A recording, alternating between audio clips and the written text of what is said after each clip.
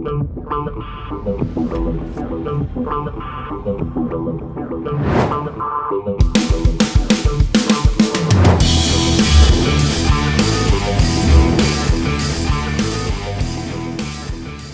right, what's up, my friends? Todd Falcone here, and welcome back to another episode. Today, I got one of my good buddies here who I've known for, I don't even know, man.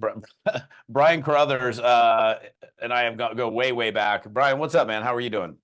Good, man. I think it's probably been better part of 20 years. You know, I was thinking about it this morning. I was thinking, like, I know I met you back in the Pro Step days, so I'm just wondering. I think you were like running ads or something in Cutting Edge magazine, or you were on the cover of Cutting Edge or something like that. And I think I might have cold called you trying to sell you leads or something. So I think so. I think so. but that was eons and eons ago. So yeah, so just real quick. So for those, I mean, you don't really need an introduction, but I'll give you an introduction because you deserve it. So look, Brian Carruthers has been in the network marketing space for well over 20 years. You can even give me specifics on that, but he's been with one company the entire time. Like literally one company as long as I've known him. He's still there. He's always been there, which I think is an absolutely amazing feat. It's one of the things about you, Brian, that I respect so much. The fact that you just, you know, so many people I know so many people in the business, very successful people, in fact, that have been with a dozen companies, and you just have been with one, which I think is such a beautiful thing. And I think that's, you know, a dream for a lot of people is find one, build it one time, make it last forever, you know, create income for yourself, for your kids, for your future generations. And you've actually done that. So just an amazing networker, one of the most focused people I know. And I know this, and we're going to get into it, but I got to say this. I was at an A&MP event, having, I don't know if it was breakfast or lunch. It was probably breakfast. And we're in the middle of breakfast, and Brian, and this is like 20 something years into his career, right? Gets up, he goes, I got to go prospect this guy real quick, and moves over to the table next to us to make a prospecting call. And I was just like, bro, I mean, guy never stops. So legendary figure, honestly, in the network marketing space. That's Brian Carruthers. Brian, what's up, man? Love you. Yeah, appreciate you having me on here and looking forward to our conversation. And I'll tell you, I have no idea what I'm going to ask you. This year, it's my 30th year in the industry.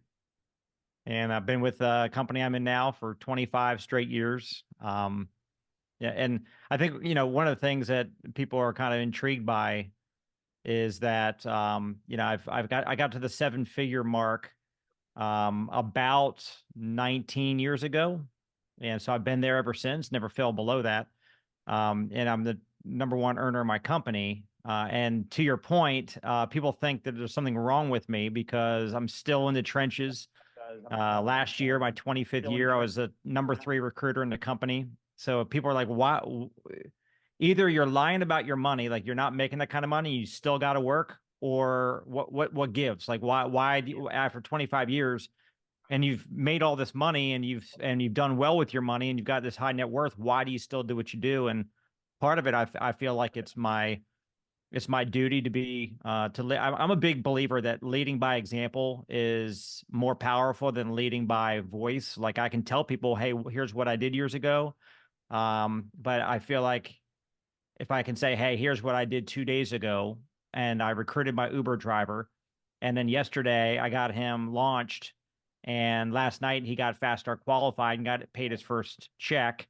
And here's exactly word for word, step by step, how I just did it in recent times. I think that that's powerful for my team to be able to actually follow that lead. They watch my feet, not just my lips. And so, you know, but that's not to say that, you know, when you get to a high level that you have to stay in the trenches like that. You know, there's a lot of leaders that believe in pouring their time and energy into leadership development and coaching and guiding their team. And just that's certainly, I do that too, for sure. You know, but, you know, at the end of the day, it's just, and the other thing is, you know, I wrote my books and my training programs over the years. And my hallmark that I kind of want to make myself known for is, hey, you know, I'm here doing it, and if you want to follow me and learn from me, certainly you can. And you know, it's funny because Eric at a GoPro event about whatever it was 13 years ago, I think I'm not sure if you were there at that particular one, but it was like 380 people in the room, out at the like the Red Rock or whatever in Las Vegas. And Green Valley, baby. what was yeah, great, yeah. So and Eric's like, what do you have to sell? Like everybody's selling something from stage. I'm like, I don't have anything to sell. You asked me to come here and do an hour on cold market recruiting. I don't. He goes, well, you can if you ever want to. I'm like, so anyway, I went home and wrote my first little book. It's actually a booklet, the little green one, this one here. I wrote this little guy making my first 10 million, so as a recruiting tool. But that was my first foray into the generic space of, what I realized that day, all those people in that room that were not on my team, I was always very focused on just keeping my trade secrets and my methodologies just to teach my team. I didn't want to empower my competition.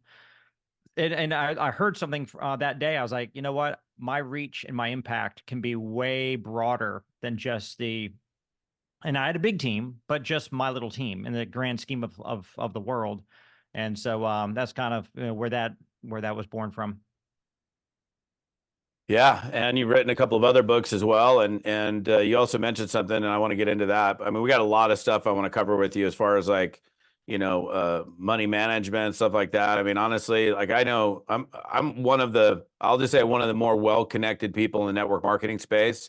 And out of all the people I know, I mean, you have done right with your money much better than probably 99% of the other people I know in terms of like, just good, solid, sound investing, getting your money to work for you. I know you teach a lot on that. But let's go way, way, way, way back for a second. Cause I don't actually know if I even know this. So you've been in this space for 30 years. We probably met a handful of years into your journey. But like, how did you first get introduced to network marketing the very first time? I mean, was it a friend? Like how did this industry find you or you find it? Yeah, I mean, I went to Villanova University and came home with an accounting degree, which I never used. I just jumped into our family real estate business. Um, and at 23 years of age, I think it was, I was actually contacted by somebody I went to Villanova with, locally in Maryland, and he told me about a football, a fellow football player from Villanova that he played football with that was in a business, a home-based business that was doing really well, and he wanted us to meet. And I told him I had no interest. I was, I'm on my path. We got Prudential Carruthers real estate signs. We're all over the DC marketplace. Our family was known for that. That's what I'm going to do. He goes, yeah, but you ought to take a look at this. You can do it on the side. And I blew him off. And then I finally agreed to meet with them, and I pull up to TGI Fridays, and I'm pulling up in my used Ford Explorer I bought off my dad, and he pulls up in a Mercedes convertible, and he had me. I'm like, we're the same age, and he's driving a Mercedes convertible from this little home-based business, and that was ACN, by the way. I got into ACN for 3.5 years. Great company. I learned so Okay. much. I didn't make squat. I mean, my biggest check was $1,100 with bonuses. So I made no money in the business, but I learned a lot. I made some great relationships and so forth. But then I applied that going forward into my company I'm with now. So TGI Friday. Well, I find also interesting because you kind of had, I mean, you come from a very successful family, good lineage, right? Owning real estate companies, and you could have easily taken that path. I'm curious, like you had like you could have followed that, and I think we talked about this many many years ago. But like, what you were going to make money either way. You were going to be super successful either way. You would have made a ton of money in real estate. What made you go, okay, well, I know you saw the Mercedes and all that. You're driving the Explorer, but that's a pretty big move. And I would assume that your father, who probably was the owner of the company at the time, father and brother, I think, were involved in the company. Like, what did they do when you're like, whoa, I'm going over here to do this MLM thing, and you got this real estate deal that you could have just run with? Like, how did that whole thing kind of land? Well, yeah, I mean, I did the network marketing stuff on the side. They thought I was wasting my time. They always thought it was a pyramid thing, and they bought into that kind of narrative. So they were never supportive of it. They gave me a hard time from time to time, but when uh when my current company came along and I got really, really focused on it, um, that's when they saw me taking my eye off of my real estate career and putting it on my network marketing business. And that's when they really kind of pushed back, like, Brian, you're making a mistake. And I said, no, just because I didn't make money over the last several years, in network marketing does not mean that you can't do big things in network marketing. I've got the right vehicle right now. I'm excited about it. I'm going to go out and make it happen. Now, of course, every spouse hears that from a network marketer that gets into a business. Every parent hears that from their kid that gets in network marketing. We all think we're going to get in and hit our home run.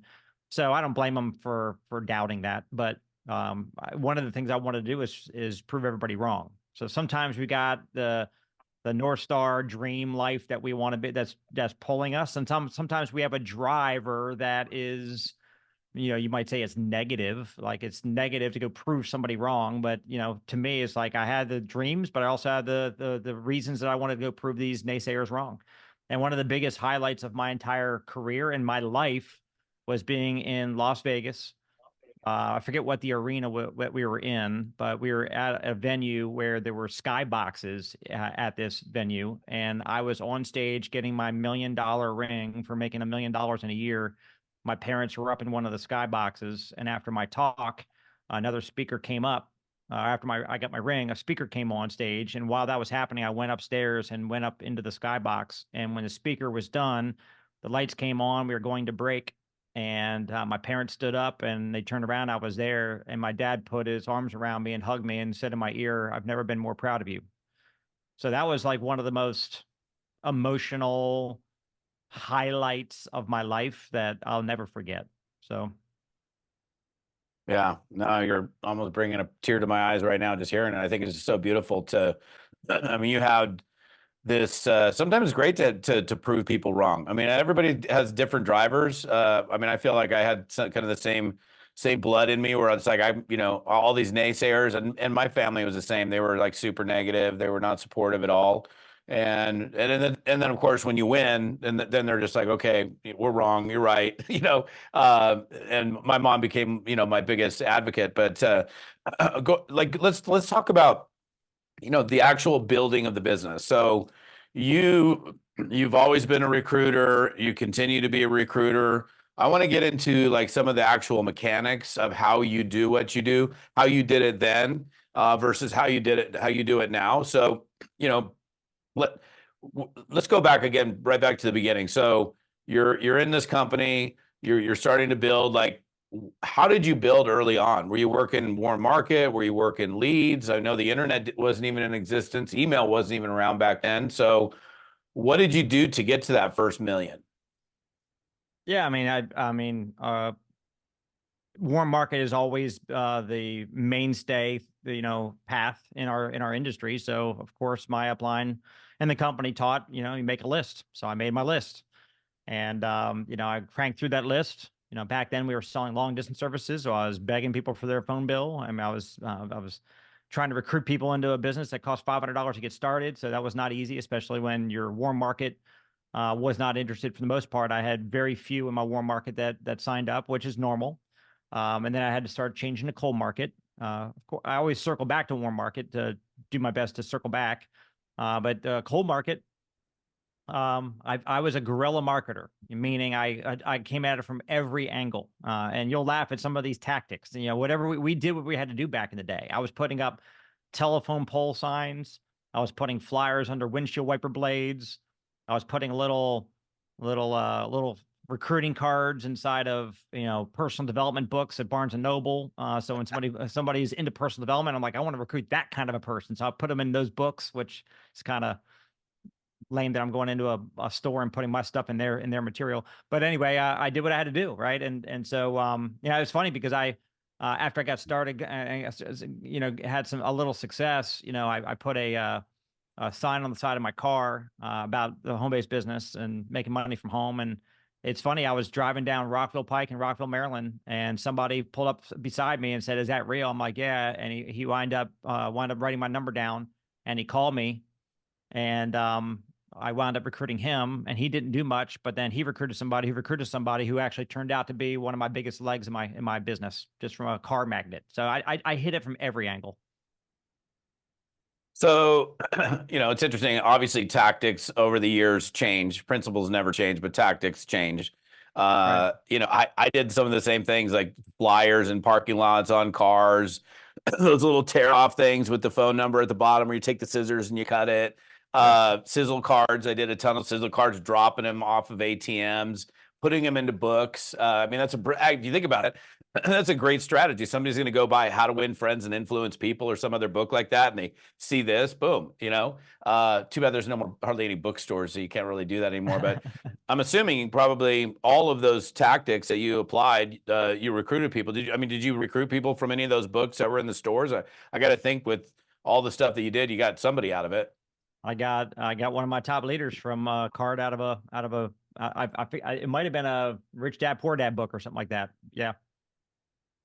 And I know for a fact you worked leads. I mean, you work leads for you. I mean, do you still work leads today? I don't work leads like I used to. I've recruited about 1,200 people personally from recruiting leads.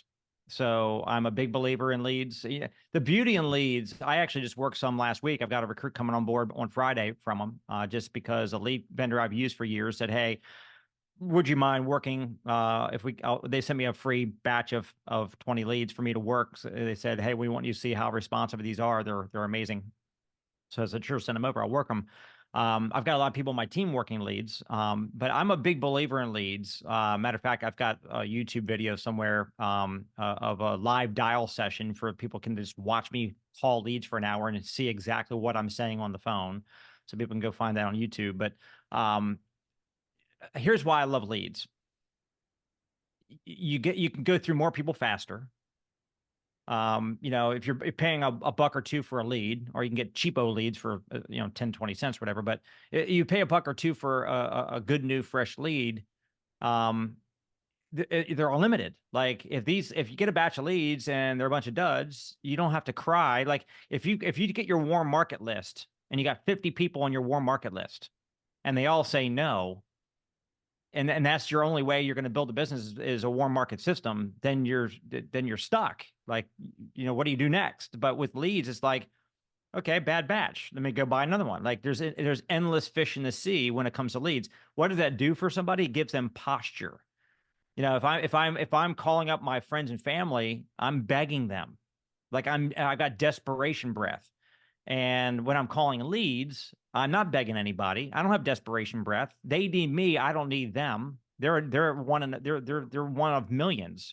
For me, I'm one in a million opportunity for that can change their life. So having access to unlimited prospects like that with buying leads just gives you a better posture. The other thing it does, when I would have somebody on my team who's ready to quit because their 5 or 10 friends or family members that they reached out to all said, "No, I'm not interested," or, gave them crap or whatever. Um, that's typically where they exit. So I am very watchful when I'm working with anybody in my team, and I teach my leaders to do the same thing. If somebody is starting to drift away, they're starting to ghost you, it just means that they got some rejection and now they're trying to bow out. That's when you can call them up and say, "Hey, Todd, we haven't talked in a week or two now. I know you got started in this business for a reason. You had a strong why you wanted to succeed with it. You may have been, taking it to your friends and family. Maybe you're not getting people saying yes right now, which is no big deal. It takes a multitude of follow-ups to get somebody to sign up. But in the meantime, what if I show you a little bit of an easier way? I can show you how you can actually buy a list of people who just responded to an ad online about making some money from home. They're raising their hand saying, "I want a business opportunity," versus your friends and family that are running from you. And I can share with you word for word. I'll give you the swipe copy to copy and paste and send a text to these leads. And the ones that reply back that, "Yes, I'm interested. What do you have?" Then you can send them a short video that explains it. And then if they watch the video, then you follow up and you get them on a phone call with me, and I will actually answer their questions and close them for you. Does that sound a little bit better than calling your mom, sister, and best friend? So I want them to call mom, sister, and best friend. Let's start off with that. A lot of times that does work, but when everybody goes through it, they get to a point where they're getting ready to exit or they need to find another path. That's where leads are very, very valuable. keeps them in the game. And then here's a great thing. They get some leads, they get 100 leads, they get 2 recruits out of it. Now they're on cloud 9. And now they go back to their friends and family with better posture and better belief, because, people don't need to believe in your network marketing opportunity. They just need to believe that you believe in it. They just need to believe that you believe in it. If you're getting a bunch of no's, your belief is not high. They don't believe that you believe. But if you work some leads and you get some success, now you believe. Now they believe that you believe. Now they're listening to you. Yeah, man. I mean, both you and I are definitely fans of leads. I mean, we first met when I was deeply involved in the lead generation space. I built my business for 11 straight years with leads. And I think it's really fascinating to me how many people kind of poo-poo leads, or even poo-poo cold market prospecting, yet they're over on Facebook all day long.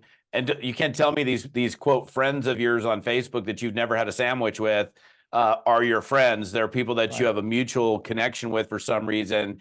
That is a straight up cold market prospect. But leads, oh my gosh, leads, or the funny thing to me is cold calling. Like, marketers are so brilliant at making cold calling sound like this evil, ugly, terrible thing. And I don't know. I mean, I started cold calling at a very young age. And so cold calling for me is just something that we do. It's me prospecting and making a connection with somebody I haven't met yet. And that's how I built my business. And like you, I mean, I don't know if I sponsored thousands, but I sponsored hundreds and hundreds of people by working business opportunity seeker leads. So, and I think like you, I do, there's a lot of good things about leads. They're not as prevalent today, as far as a primary methodology. In fact, I talked to one of the lead aggregators last week, who, who he is like one of the one of the last 2 or 3 guys that actually generates leads online, the main aggregators. And, his business is way down because everybody's moved towards social media. But, I said, well, you still got people working leads? He goes, yeah. He goes, the ones that are working them are getting great results with it. So there's so many great, reasons to do it. It's a great training ground as well. You want to get somebody to get confident on the phone, have them blow through 1,000 leads on the phone. They'll definitely improve their skill sets just by talking to people. So here's, as you say that, I just,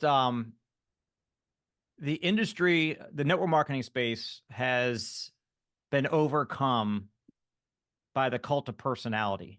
Like, it's all about personality. Like, the influencers, it's like everybody's teaching, and people are believing that the way that you're going to succeed in network marketing is by having this over-the-top personality and the ability to turn on your camera and do all this amazing content on social media. And that's going to bring your following, and then your following is going to want to get into your business. And yes, that's certainly one of the avenues. I'm a big believer in not having just one way of doing things. If everybody's just doing stuff on Facebook, and then Facebook shuts down network marketing, they don't want to ever have anything about network marketing on there because they get too many complaints about pyramid schemes, then you're out of business if that was your only way of doing it. I don't have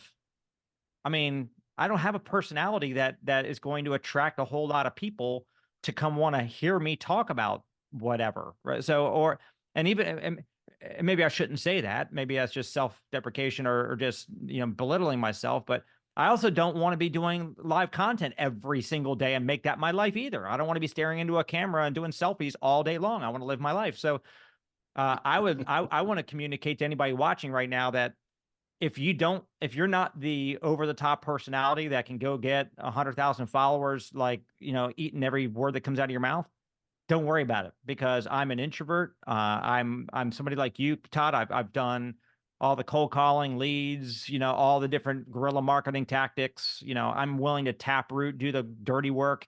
And somebody joins my team on my 9th level, I help them make their list and say, hey, introduce me to your 3 or 4 best friends from your list that you think would be great for this business, and get me on the phone with them so I can share my story. I'm like willing to get in the trenches and do the work, So, because I'm not able to go, do a TikTok or an Instagram, and all of a sudden like 20 people like, hey, we don't know what you do, but we love you so much, just recruit me into your business. You don't need that.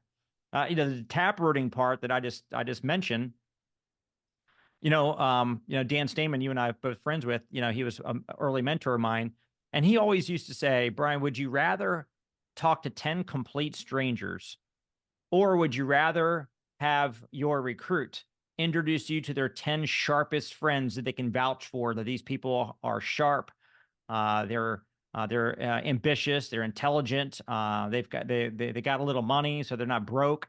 I'm like, yeah, I'd rather talk to 10 people that are sharp and have some money and are ambitious versus 10 strangers at the gas station, or who picked off a flyer off their windshield that I put there that are completely broke. They're losers, or they're not good people or whatever. I'm like, yeah, I'd rather talk to people that are vouched for. And so he said, yeah, well, here's the thing. Every single person in your downline represents an audience or a list of, let's just say, 100 people. For every one of those people, they all have a list of 100 people. What if you reached out to each one of them and said, introduce me to your 3 sharpest friends? And nowadays you can do it on Zoom. Back then we would actually do coffee, or we would do a conference call. But think about that. Every single person on here, if you have at least one person on your team, and you'd actually just convince them to introduce you to their 3, 4, 5, 10 sharpest friends, and you share your story. Third party is always better than first party. And then you help recruit somebody. And guess what? You get one recruit out of that effort. Now they got a list of 100, and you're not going to work their whole list of 100 for them, but you're going to work their top 3. I would love to talk to everybody's top 3, and I would have a Oh yeah. never ending string of prospects. What I'm curious, because I know this question is coming up in my mind. So I got to think anybody who's listening, like, okay, well, that sounds good. What do you teach? Okay, so I'm your guy, right? I'm your new guy, and you want to talk to my top 3, and you're like, okay, go get your top 3. And I'm like, dude, what am I going to say to these guys? Like, so I'm sure you're going to give me some semblance of an idea of what to do, because I'm like, I'm totally new. I'll do it, but like, what am I going to say for them to be able to want to get on the phone with you? Well, here I can either do it two ways. I can ask you to warm it up, and I can give you some language, or I can just say, hey, give me 3 compliments for person number 1. Let's say person number 1 is your brother Jeff. So I say, tell me 3 amazing things about Jeff, and you're like, Jeff, everybody loves Jeff. He's the life of the party. He's also a really good, committed guy. He loves his wife. He loves his kids. And he's a hard worker. Great. I write those things down. And I reach out to Jeff. I just make a phone call, try to reach him that way. If not, I'll just send a text and say, hey, your brother, your brother Todd just gave me your number. I need to give you a call. Can you give me a buzz? What time works for you? Out of curiosity, he'll call me back or whatever. And I get him on the phone and say, hey, Jeff, look, obviously we've never met, but I was talking to Todd earlier, and I was just sharing with Todd some things I'm working on. And Todd mentioned that you not only are you one of the most dedicated family men on planet Earth, and also that you're such an amazing hard worker. You're like just really driven. But he also said you're the life of the party. He said when you walk into a room, everybody gravitates towards you. So obviously you're an amazing person. He's going to say, "Oh my God." That's nice to Todd to say. I mean, you make somebody feel good by throwing off 3 compliments that are genuine, that came from that person. So now instead of your brother getting mad that you gave me his number, he's going to be happy because I just fed compliments from you to him. So now the conversation's warmed up. And then after I say that, he'll say, "Oh, that's nice of I owe him. I better pay him, for saying all these nice things." Whatever. We'll get. And then I say, "Hey, look, the reason I wanted to call you, I was telling Todd that our company is expanding rapidly right now. We can't even handle all the business coming in. We're looking for some people that are people like what Todd described, like hardworking people, dedicated, family man, so forth, and have a great personality." Do you keep your income options open to side projects if the money's exciting enough? And he might say, well, yes or no. Like, no, I'm good with what I do. If he says yes, what do you got? What are you talking about? That's when I say, hey, look, I don't know if it's for you or not. But we're a marketing promotions company. We've got this incredible service, blah, blah, blah. And I just do 20 seconds, say, hey, look, I don't want to, bend your ear too long on this phone call, but if you're interested in taking a look at what we're doing, somebody like you would do extremely well. Like this would be very lucrative. If I sent you a short video that explains all about what we do and the multiple ways that you would get paid, would you watch it? And he's like, yeah, I'll watch it. Okay, good, great. The video is about 13 minutes long, so it's not a long one. What time today might you be able to take time to watch it? He goes, I can probably do it after work around 5:30. I said, perfect. I'll send over the link to you. Just check it out at 5:30, and then I'm going to put in my calendar at 5:45 when you're done. I'm just going to put in my calendar. We can have a quick follow-up call just to see if there's any interest and questions and that kind of thing. So I actually book an appointment. So there's some level of expectation set. Otherwise, you might blow it off and never watch it. So that's how I would do it if I was going to make the phone call myself. Now, if I was going to ask you to warm it up, that's not as effective because you don't have the credibility with your brother like that. You might botch it up, but you might say something like, hey Jeff, I'm talking with a mentor of mine, somebody who's made a fortune, has an amazing lifestyle. I've been asking him, if I was able to do what he does, and he said he'd be happy to take me under his wing. I'm looking at this project to see if it's something that would be a good fit for me. Would you do me a favor? Could I like connect you guys on the phone and have him explain a little bit about this project for me for like 5 minutes? And you tell me your opinion on whether you think this might be a good fit or a good path for me to take, aside from what I'm doing right now.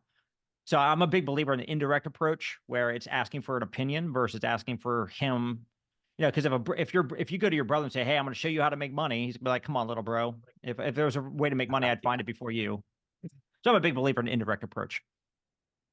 No, I mean, that what you just shared is absolutely golden nuggets. Like just, the three compliments, you make the call. Of course, it's going to warm up the conversation because you just, said great things about me. I'm way more likely to be open. I'm curious. So when you send them to the 13-minute video, I'm just curious, like your methodology, and I know it differs from company to company. The 13-minute video, how are people signing up from that 13-minute video, or are there additional steps in your process typically before somebody comes in? Is there additional video? Does that cover the whole thing? Like what's the full kind of funnel process it's for funny you? that you asked that because we've got a 3-minute sizzle video. Back in the day, Darnell and I did our company video, and it was 45 minutes. We called it the Private Business Reception DVD. Basically private business reception is that was what we called a home meeting. We'd get there and we'd pull out the presentation boards and we do a presentation. And then Darnell and I went to a studio and we recorded an actual presentation so people can just push power and play on a DVD player and the presentation was done. 45 minutes. Then we got it down to 40. Then we got it down to 35. Then we got it down to 28. Then we got it down to 23. Then we got it down to 20. I'm not on Darnell and I are not on the one that we're currently using right now. There's 2 other leaders in the company that did it. And this new one that just came out a week and a half ago is 13 minutes. That's why I say 13 minutes. I haven't really seen the data from it, whether that's going to be as effective, but the ones that we did that were 45 minutes all the way down to 20, those were full presentations. So after they saw that, they did a 3-way call to hear somebody's story, answer a question or two, and close them right after that. So there was nothing much more after that. I shouldn't say that. The goal was to sign them up right after that, but we use like a baseball diamond analogy. So your first base is like a tool like that, and second base is a full presentation, like a DVD or now a video link or a live Zoom or something like that. And then the next base would be a live event. Live events are still important. Sometimes some companies don't have a lot of live events coming out of COVID yet. A lot of companies like ours are really getting back into the swing of it. So sometimes people just need to get around some live people and to see the culture and see the people and all that. So sometimes you got to move them to a live event. Sometimes we need to send them some testimonial videos. We've got an app that we can send all these different video assets from them or from to them. So if somebody sees a live Zoom or the full video when they don't sign up, I just always remind everybody, recruiting is a conversation. The conversation does not end unless they end it or you end it. Otherwise, you just keep on sending them additional material.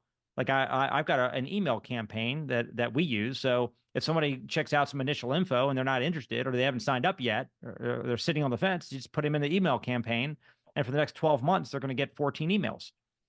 That'll keep on dripping on them. Some of them is a testimonial video. Some of it's a little bit about the product. Some of it's a little bit about the power of residual income or the power of a part-time business model or the tax advantages of home-based business ownership. So you just got to drip on people. Yeah, I think it's interesting. Like it's that you mentioned that first video was like 45 minutes. I mean, that back in the day, that was like the sweet spot. For some reason, that was a sweet spot. Like an hour was too much, 30 minutes wasn't enough. And I find it also kind of fascinating how a lot of people are like, oh, like 8 minutes, that's too long. I'm like, wait a minute, you're getting somebody to commit some money. That's one thing, to commit 100, 200, 500, $1,000. But more importantly, committing part of their life to do the business with you.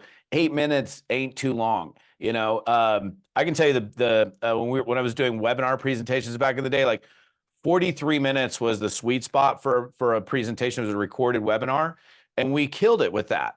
And the right people would stay there. But I mean, you know, if you can get it down to, you know, sub 20 and still get the whole story out, obviously the presenters and how that thing is designed has got to be super dialed in, because you can't, there's no time to waste. For example, in like, you know, a 13-minute video, it's got to be boom, boom, boom, boom. So it gets the job done. But you know, it's yeah, to me, it's a fallacy. People who think it's all about speed, and I hear this all over the place, even the internal conversation at our home office. Everybody believes that you got to keep getting everything shorter and shorter, faster, faster, because that's the way the society has gotten to, the microwave world we're living in. I'm not a big believer in it. If you're just putting a video out on Facebook, or if you're just firing out, like spamming people a link to a video, you've got literally 60 seconds where they're going to decide to turn you up or turn you off. If the content is good, if the delivery, the speaker, whatever is good, and if you're a great promoter. So if the content in that video clip is good, they'll watch it. But you have to be, like, I tell people ask me, what video do you use? Because we've got several different videos people can choose from. My answer is whatever video you like the best. Don't take the one I like the best. The one I'm using might not be one that you believe in the most. If you go to a movie and you watch the movie, you don't like it, you're not going to be very effective at getting people to go spend money to go to the movie theater to watch that movie. So if you are trying to recruit using a video, you better love the video, because selling and recruiting is a transfer of belief. Your ability to get them to watch that video from beginning to end all comes down to, do you believe that the video is amazing? If you do, your promotion of it is going to get them to watch it, to open it, start it. And you're going to basically tell them a little bit about, hey, you know, you got to watch this video. And halfway through, when you see how much money this company is paying out for such little effort, it is going to blow your mind. What time are you going to be able to watch this video for 25 minutes? If it's a 25-minute video, what time? It's only 25 minutes. 25 minutes that can make you a lot of money. What time can you watch the video? 7:30? Okay, well, guess what? 7:55, I'm putting in my calendar. I can't wait to talk to you then. You're going to be you're going to thank me at 7:55. I promise you, you're going to thank me for sending this video to you. If you get good at promoting the video, it doesn't need to be 3 minutes. It doesn't need to be 13 minutes. It could be a 45-minute video like back in the day. It's your ability to promote. The companies out there think or believe that their people won't be good promoters, so they think that they got to hurry up and get the message squeezed down, and then you squeeze out all the good stuff out of the message. Yeah, and so we got to teach people to be great promoters, and I want to get into that in a second. I want to go back to something real quick. So, you know, when you and I started in network marketing, there was no email, there was no internet, there was no nothing. I mean, there was no streaming video. It was maybe VHS tapes, cassette tapes, PBRs, live hotel meetings, whatever. It was all done differently, right?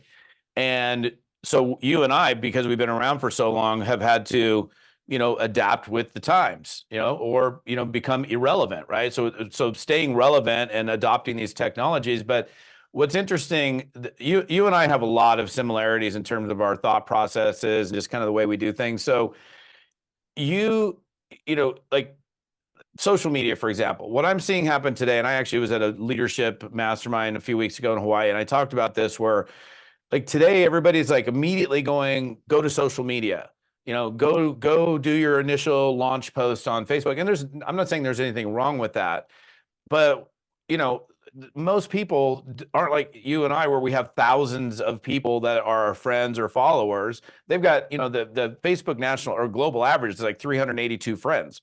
So they have a very small audience that they're reaching out to. And then the truth is the reach is going to be even smaller than that. So, I think it's a disadvantage personally. I'm curious to know what your thoughts are. Just immediately chucking these people that really aren't influencers. They're just people that are, living their life and have 327 friends on Facebook. And now I joined this business, and you're sending me immediately over to go do this. I'm curious how you would launch me, for example, not me in the situation that I'm in, but let's say Todd, 320 some odd friends, never done a home-based business before. I'm hungry, I'm eager, I'm coachable, I'm a good candidate. I'm willing, and you're going to launch me. Are you sending me out? Like, are you sending me out onto the social media game, or like, what are you doing today to help me get started? Is that part of it? Is that none of it? Like, how do you do it today? Yeah, there's part of it. There's plenty of time to get to social media. That account and all friends list is always going to be sitting there. And it's funny you say that 327 friends is a small Facebook list, right? That's small. All things considered, people like us with a bigger following. But what's funny is that same person with 327 friends on Facebook, when you ask them to make the list of their warm market, their list is like 38 people. Right? It's like, how many friends you got? Well, here's my whole list, 38 people. You got 327 of them on Facebook, which just proves that those are not really friends on Facebook. They're people that are friends of friends, or know of you, or whatever they are. So I want to immediately get to the friends list from their phone, like from their heart, like family, neighbors, classmates, people they know from church. I want those people. They know they can trust this person. And I'm a big believer in helping them craft their story of, here's what's going on in my life. Here's what I need to solve for. Asking their friend or relative if they can relate to having the lack of time, lack of money, whatever, not having enough time with their kids or whatever. And once that prospect relates to that story, say, hey, I just came to a point where I just had to find a solution to this. I found it. I'm working with somebody who's helping me to turn that all around, and I've never been this excited about my future. You want to see what I found? And there's no chance that that person's going to say, no, I got the same problem as you, but I don't want to hear about the solution you found. So I teach people how to approach their warm market right away. There's plenty of time. The rest of their life, they can get on social media. They can call leads. They can do cold market. They can even go do a flyer under a windshield wiper blade if they want to. I don't care what they do. I've never seen anybody do that in 20 years. But that warm market list is the backbone of what we do, always will be. And I always tell people, if somebody wants to go get into leads later on, you recruit somebody from a lead so that you can get them into the warm market system. And then when they run out of warm market, then we save them by showing them leads again, showing them leads. So the warm market part is important, and I believe in getting them on the phone. Nowadays, we also are very successful. I'm a big thing. We have a live Zoom every night for everybody in our organization. They can invite people to a Zoom at 8 o'clock Eastern, done by one of our better presenters. So they can invite to that anytime. I love getting people launched by doing a private Zoom. I call it a PZC, a private Zoom call. We used to call it a PCC, a private conference call, but now it's a private Zoom call where they're upline doing a presentation just for them and their contacts. So we tell people, hey, send out this message to 40 people that are close to you. Invite 40 of your friends and family to your launch Zoom using whatever language we give them. They just send out the 40 text messages. And let's say out of those 40, they get 5 of them that jump on the Zoom. And after that 25-minute or so Zoom is done, they get a couple people signed up. Having a friend or a family member sign up is serious validation. A stranger signing up as a victory, but when their own mom or brother or best friend signs up, that validates they made a great decision to get started in this business. Somebody that they know and trust also sees the same opportunity and joins, that's huge. So I want to get to their warm market right away. Man, you're a minority today.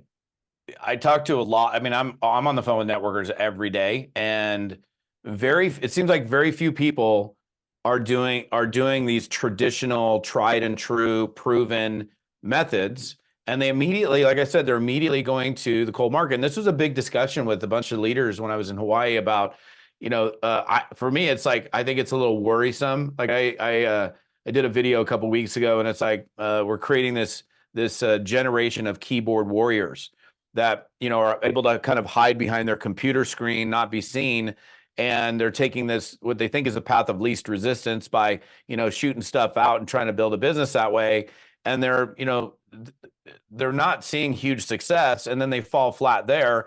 Now they're probably less likely to go to their warm market. I mean, I'm sure a bunch of people will be like, "Oh, Brian and Todd, they're so old school with their with their methodologies." But to me, old school is like, proven, foundational, fundamental. It's the stuff that works, and everything is built.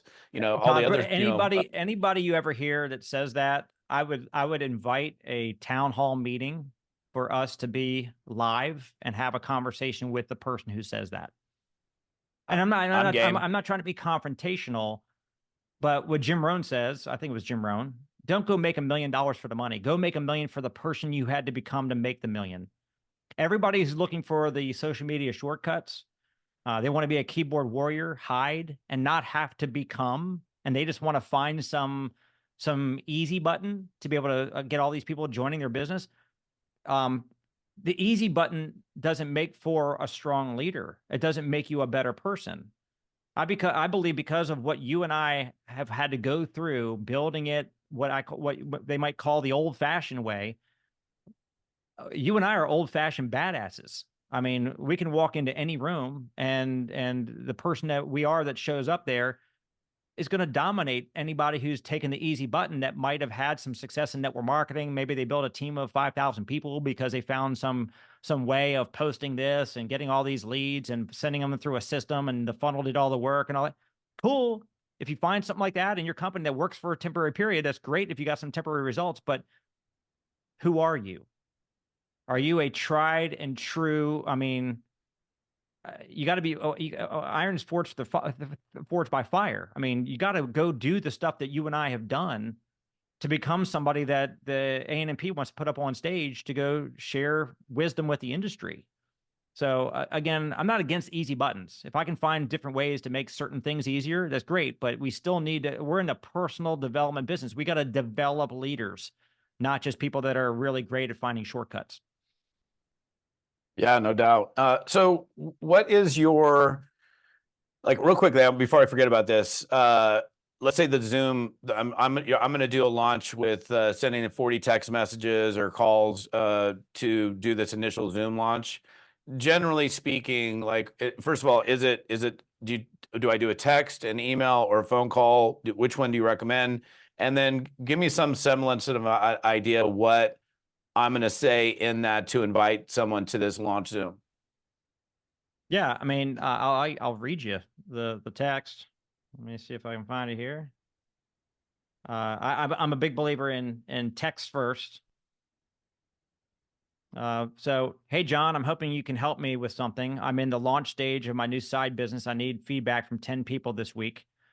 All you would have to do is listen to a 20-minute Zoom and give me feedback afterwards. If I send you the private access info for this evening at 8 o'clock, would you listen in for me?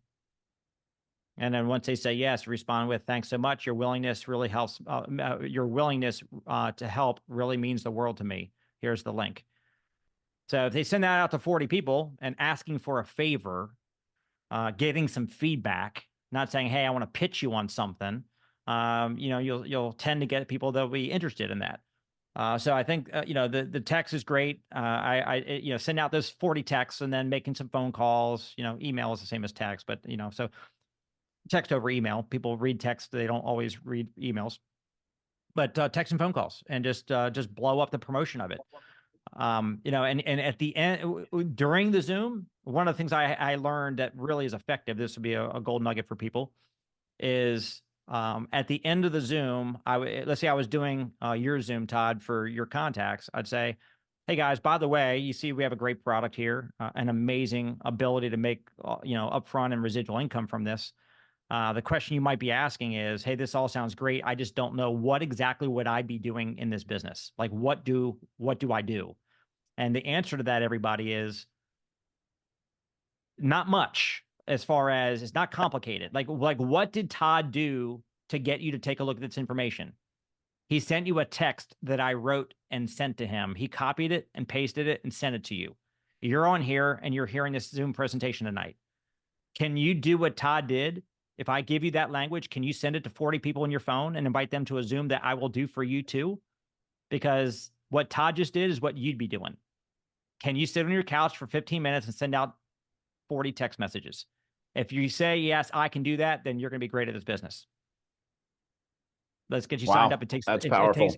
It takes 3 minutes to sign up. We'll get you to the link right now. Speed of sign up also, by the way, is a great closing tool. If they think that's going to take 30 minutes to go sign up for this thing, they're going to think, oh, I'll have to get to that later. You say, hey, it only takes 3 minutes. Let's go ahead and get it done for you real quick right now. So speed of sign up, and also telling them what they will be doing, painting that picture so they can be like, it's that simple. All right, I'm in. Wow. So that's just two perfect little pre-frames. It's like, okay, how hard is this? Because they're thinking, okay, this seems cool, but how do I do it? I don't know if I can do it. And then you just basically laid it out. Did you see what Todd did? You can do the same thing. And then the sign up part, like letting them know it's not going to take me 30, 40 minutes. I mean, those like this so far what we talked about, golden nuggets. Hope you guys are paying very close attention. And the important thing is when you listen to this kind of stuff, yeah, let it sink in, but then you take it and you act on it. I want to ask you a couple quick questions, and then we'll wrap up. So, how first of all, the company that you're in, how long have they been in business? 52 years. 52 years. So there's a lot of people that seem to think like you have to be in early. If you're not in early, if you're not in right away, it's too late. Timing, look, we know timing is good. There's an element to timing, but timing is not everything. You don't have to be in the first 6 months, the first year, the first 2 years. You got a company that right now is continuing to grow. What are your thoughts on people who are thinking, oh man, it's too late. This company has been around for too long. Because I'm sure I got to think that you faced that because you've been in the business for so long and the company's been around for so long. People told me that when I joined the company 25 years ago. They said, Brian, that company's 27 years old. It's old hat. You missed the boat. You can't make money in a company that's 27 years old. That's what they said to me back then. I've gone on to make over $26 million personally. My team's been paid well over $500 million, almost $600 million. So it's a myth. The ground floor myth is used by people who are trying to get you to leave your company that might be 5 years old, 10 years old, to say, hey, if you really want to make money, you got to come over here because this is brand new and you can be at first in the door. It's a pitch. It's not a truth. Would I do as well going into Amway today as I did when I went into my company, 25 years ago? I don't know. I mean, I've got a guy I just recognized this morning on Facebook. He got started literally 6 months ago. Just got recognized for his first $100,000 earning. He's got the $100,000 ring in 6 months. Wow. In a 52-year-old company. Our company's got less than 3% market penetration. So 97 out of 100 people across the United States and Canada, which is where we operate, even have our service yet. So looking at the age of a company is as ignorant as at looking at a stock price and saying that stock is expensive or cheap. I'm actually if you see my eyes looking over here, I got my phone over here on a little holder. I'm looking at the Apple share price today, and I'm just giddy because yesterday the share price went up like $8. Today it's up $10.30 right now. So it's gone from $190 to $217. One of my buddies that knows me, he's like, how much you make today? And I'm like, well, last night I texted him back. I made 840,000 yesterday in one day from my stock price of Apple going up. Today I'm up $650,000 just because of Apple today. So I say all that to say, looking at a stock price, Apple is $217. Chipotle is over $3,000 a share. So you might say that Chipotle stock is more expensive, but that's out of context, and only somebody who doesn't understand the stock market would actually, would come to that conclusion. There might be I'm looking at another company here. Let's see here.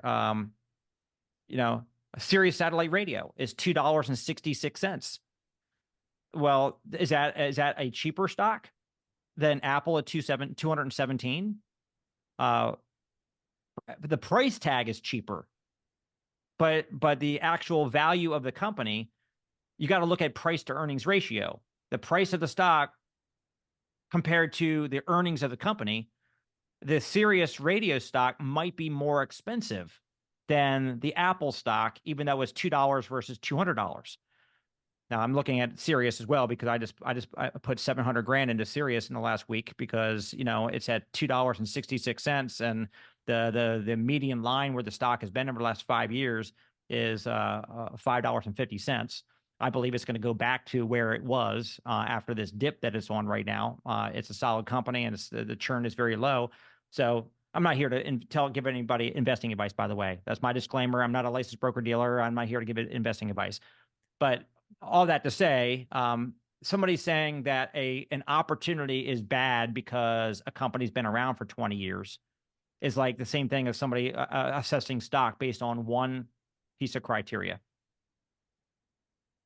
Yeah, no doubt. And it's funny, I don't look at my portfolio every single day. I think I do with my crypto, not as much with my stock portfolio, but I'm happy because I own a bunch of Apple as well. So I'll get a good smile when I go take a peek at it after we're done with It's this. funny. But Look, I went all in my network marketing business, and that's why I've made millions of dollars in my network marketing business. I made my decision. I committed. Success is a decision followed by daily choices. So I decided to get started in my business, and I was all in. I was blinders on, no shiny object syndrome going on, just all in. Warren Buffett said the time to get nervous and question your stock purchases, the time for that is before you purchase. That's when you get nervous and you get, evaluate and have all your thoughts and questions and all that. It's not after you make the purchase. You made the purchase, you're committed. Now you stay the course. If you're a true long-term investor, you buy the stock and you ride along, unless something really, really changes fundamentally in the company. It's amazing how a lot of people, though, they're really quick to pull the trigger, and then they worry about it every day. Like, people get in network marketing, they join a company, and then every day thereafter, they're evaluating, do I want to keep on doing this, or do I want to go do something else? It's like, evaluate all the opportunities, pick the one that best suits you, put your blinders on, and give it freaking 10 years of your life, and go change your family tree. No doubt. I don't how are we doing on time for you? Because I know you got to be running here shortly. Do we have 10 more minutes? Yeah, for sure. Okay, so I want to totally shift gears into the money side. Okay, we've talked a lot about strategies, network marketing philosophies, how-tos, but again, and I said this at the very beginning, like, I have mad respect for you, man. Like, you are one of, like, I don't know anybody else who's done as well as you, taking their network marketing income and then investing it and multiplying it by massive amounts. And so I know, obviously, you already gave the disclaimer, not a financial planner, all that stuff. So just, share with the audience, like, your thoughts on money, what to do with it, and feel free to, share the title of your book and where to grab your book. And I would just want to have you kind of take the floor, because you've done so well financially building, but you've done I'm sure even better on the investing side. And people just need to hear that they got to get their money working for them. Yeah. Well, when I was introduced at the A&MP event a couple weekends ago, Garrett mentioned that my cumulative my net worth is higher than my cumulative lifetime earnings. Most people earn X amount of money and then they pay their taxes and spend all this money and they got very little to show for it. And that's very true in the network marketing industry. So many leaders come up to me when I do these events. They're like, I wish I knew what you knew, or I wish I listened to you, or I wish I did what you did because I made $10 million and I've only got like $200,000 in my name, or whatever the case is. So I believe that everybody needs to begin this journey with their end game in mind. If you are making money and blowing money, if you're just living a life of servicing debt, like if your bills are $5,000 and you make $6,000, you make the $6,000, you pay the $5,000, you blow the extra $1,000 because in your mind it was extra. And that's why people live check to check. Because they've got that mindset. If you have a wealth building mindset, where my book called the money mindset, if you're trying to attract and keep money, that's way different than just living a life of servicing debt. So if you make the $6,000, you pay the $5,000 because you got to pay your bills. But the $1,000 that remains was the only money you worked for all month long. You weren't working for money that was already spoken for with your bills. You are working for your wealth money. So that $1,000 is what you're after, and you don't blow it. Your goal, in my book, I actually, I'll hold it up so you can kind of see it, but I've got a chart in here that shows if you invest your money at a 10% return, which is the S&P average over the last 50 years, you'll get 10% on average. And if you just invest it at 10% and you let it stay in there and let it compound year after year, if you have an extra $1,000, let's call it an extra $1,500, because I got a $600 one and I got a $1,500. So with an extra $1,500 a month that you invest instead of spend, based on your income from your side network marketing business, for example, in 10 years, it's $309,000. In 20 years, it's 1.1 million. In 30 years, it's 3.4 million. And in 40 years, it's $9.5 million. So literally At $1,500 a month. $1,500 a month can make you a millionaire. But multi-millionaire over 40 years. Yeah. Or even 30 years, multi-millionaire. Yeah. In 20 years, a millionaire. So my point is that people need to have a plan. Most people don't have a financial mentor. Most people don't have an upline like me that's teaching this all the time. I teach this to my team all the time. But most people in the industry, their uplines are helping them to sell more and recruit more and make more money. There are some people in the industry, I'm not going to name names, but there are some icons in the industry from back in the day that were known to have said behind closed doors, we don't want our people saving money. We want them broke. So they got to keep going out and producing every month to pay their bills. That's been said before. Like, we don't want our people to get independently wealthy and then they're not motivated to go out there and sell more product and recruit more people. They literally wanted people to have to go out there and keep working and keep building their company. And whether people say that or not, imagine if you're a leader right now and you have all these people on your team and they're suddenly on the right path and they start making money. They might be worried. Well, if they have millions of dollars in the bank, maybe they won't be motivated anymore. I'm not a believer in that. I'm a believer in people will be motivated when they see that their labor, that the juice is worth the squeeze. If you've got a network marketer that's been busting their butt in this industry for 5 years, and here it is 5 years later, they got nothing to show for it, eventually they're going to give up and say, all this work is not worth it. But if that leader after 5 years has a net worth of $400,000, or heck, it could be a net worth of $50,000 that they can show for it from their part-time efforts in the last 5 years, from their side gig, they now have 50 grand to their name that would not have been there. They're going to say, I want to keep doing this. I want to scale that up. I want to go from $50,000 to $500,000. So if people have an end game in mind and they know what they're going to do when the money comes in the door, how to pay themselves first, how to tithe, and how to live off the other, live off the leftover, but they pay themselves first, and they get that money going into a wealth building account. They're getting rid of their high interest debt, and then they start investing that money, even if it's an S&P index fund at 10% or whatever. they're going to be more motivated to go out there. Like I was a motivated kid as a teenager because I got into baseball cards. So I was cutting lawns, raking leaves, shoveling driveways, going and catching crabs in the summer and selling crabs door to door after we steamed them up. I was willing to do whatever I had to do to make money because I knew what I was going to do with that money. I was going to go buy cards, and those card values are going to go up, and I was going to shows and selling cards. So if people are motivated by what they're going to do with the money when they make it, they'll want to go make more money. So I would say this, and Fraser Brooks, one of our mutual friends, yeah, he's told me several times that this book is the most needed book in the entire network marketing industry. There's plenty of how-to books on how to sell, how to recruit, how to build a team, scripts, tons of those books. I've written Building an Empire that's used for that. You've written books for that. But who's teaching people this money mindset stuff? If people get this book, and it's a short book, somebody can read it in a couple days, in a couple sittings. If somebody reads that book, they're going to have the mindset and the philosophies that are going to dictate everything else. Some people might say, I don't even know how much this book is. I think it's $14 or whatever it is, 12, $14. Some people won't buy the book because they don't want to drop 12 or $14 to buy the book. Or they might say, well, I don't have time to read another book, but yet they'll go spend that same few hours watching a Netflix movie. It means they just don't want wealth bad enough, or they don't believe that my book is going to change their life. So, your endorsement, Todd, or Fraser's, or Eric's, or all the different people who have read the book, they're like, hey, guys, read the book.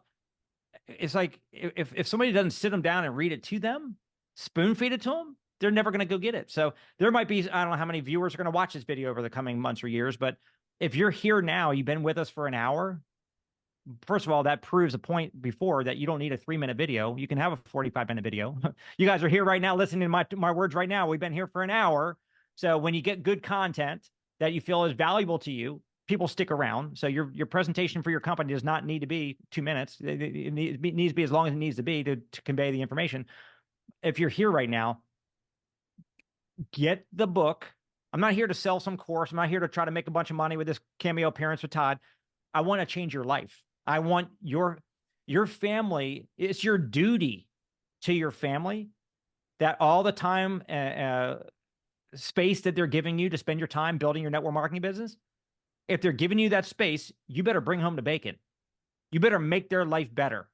They're missing time with you. You're investing your hard work and effort into it. 3, 5, 10 years from now, you better have built your wealth and have changed your family forever. Otherwise, why did you do it all? Yeah, man. And I totally agree with Fraser. People need to have that book. That should be like required education. And you're right. People come in, they're like, write down, find your why, write down your list, do this, do this, do this. But there's like no discussion about financial, fiscal education. And people, look, we both know, man. We both know networkers that have made millions and millions of dollars, and they have zero to show for it. Zero to show for it. Yeah. And maybe they, like I grew up in a family that nobody ever made any money. No, I didn't get any financial education from my family. Maybe your upbringing, because of where you came from, probably puts you into a different mind frame before you even started in network marketing. So regardless of where you've been up until this point, like I would highly encourage you, if you haven't read the book, go read the book. I'll make sure I put the link in the description of this video. Brian, what's the website for them to go get the book? You can say it verbally as well. Moneymindsetbook.com. And by the way, moneymindsetbook.com. But at A&P, I mentioned this. I wrote a new ebook on the flight to A&P, and so we all have great products in our companies. We wouldn't be in the company that we're in if we didn't believe in the product. All pay plans are great. Some of them are configured differently, but they're all well thought out. They reward the right behaviors at all levels. You can make money. So it's not a differentiator about, product or pay plan. What a prospect needs to understand is that what you're offering to them is more than just the ability to sell this to make that. I was speaking in Chicago a year ago, February, and I was getting in the elevator to go downstairs, and this acronym popped into my head, uh, GAME, GAME. So I went downstairs and I asked everybody in that Chicago audience, anybody who here's got game? And they thought I was like, and I said, I don't mean dribbling a basketball like Jordan or swinging a golf club. I'm talking about game, great associations, mentors, and environments. In network marketing, we give people access to game. And with game, you 10x, you 100x your chance of becoming successful in what you're pursuing. Because when you got great associations, when you're hanging around people who have what you want, you'll get what they have. Hang out with 5 broke friends, you're bound to be the 6th one. Hang out with 5 millionaires, you're bound to be wealthy. If they drink, you'll drink. If they smoke, you'll smoke. If they curse, you'll curse. If they go to church, you go to church. You become who you hang around. And so getting around great associations, I got that when I got into network marketing. Great mentors. Where are you going to find great mentors? Who's going to teach you their secret sauce? They're not going to do that. You're going to go take their market share. But in network marketing, your upline mentors are going to share with you everything they know, because the better you do, they get paid by the company. They get rewarded for helping you succeed. So they want you to be $1 million earner. So you get great associations, you get great mentors that are paid for by somebody else on your behalf. And then you got a great environment, personal development, people that will lift you up when you're down. They'll encourage you. They want you to win. They'll get you around the right information. And so you put a shark in a fish tank, it's going to only grow to 18 inches. Put that same shark in an ocean, it goes to 8 feet. It's the environment. Your environment is everything. If you're hanging, you'll never soar with the eagles if you're hanging around on the ground, pecking around with the chickens. So you got to be, where do you want to be? You'll live on the ground, and you'll live soaring around the sky. So I wrote that book. It's called Got Game. And it's a short little ebook. It's like, I don't know, 10 pages. It takes 10 minutes to read. But I say all that to say that what I have focused on in the last year, when I'm talking to prospects in presentations or whatever I'm doing, I share with them, of course, our company or product opportunity, comp plan, all that. But I say, here's what else you're going to gain from this. You're going to have a game now. And I explain game. I wrote the ebook so people can actually understand it, so they can now also explain it to their prospects. So I explain game so they understand what they're getting here. People stick around. People stuck around in Amway. You and I both know this. They stuck around in Amway for 10, 15 years when they were only making $400 a month. Why? Because they had game.